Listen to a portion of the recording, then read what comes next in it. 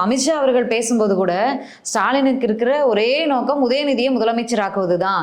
20% commission கேட்கிறாங்க. அதனால எந்த தொழில்துறை தொடங்குவதற்கும் எந்த பெரிய நிறுவனங்களும் தமிழ்நாட்டுக்கு வர அஞ்சுறாங்க. ஊழல் ஊழல் ஊழல்ல நம்பர் 1ல இருக்கிறது, அதிகமான ஊழல் பண்ணக்கூடிய அமைச்சர்கள் எம்எல்ஏக்களை வச்சிருப்பது தமிழ்நாடு தான் அப்படின்னு ரொம்ப இதுவா பேசியிருக்காரு. அவர் சொல்றதுலாம் உண்மையா இருந்தா எல்லா விசாரணை அமைப்புகளும் அவர் கட்டளைக்காக காத்திருக்கிறது. அதிகாரத்தை மிகப்பெரிய அளவுல துஷ்பிரயோகம் செய்யக்கூடியவர்கள் பாஜகவுடைய அரசு என்பது எல்லாருக்குமே தெரியும். அதனால அவர் அது உண்மையா இருந்தா நடவடிக்கை எடுத்து எல்லாருமே ஜெயிலுக்கு அனுப்பக்கூடியவங்க தானே அவங்க.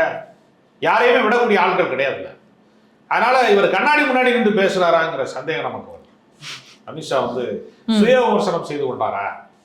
ஏன்னா தமிழ்நாட்டில் கட்சி வேறு பதிப்பதற்கான அடிப்படை கோட்பாடுகளும் சரியில்லை. கோட்பாடு மதவாதமாக இருக்கிறது, மத வெறுப்பு பிரச்சாரமாக இருக்கிறது, கலவரம். மதுரைக்கு மெட்ரோவை கொண்டு வாங்கடானா கலவரத்தை கொண்டு வர்றாங்க.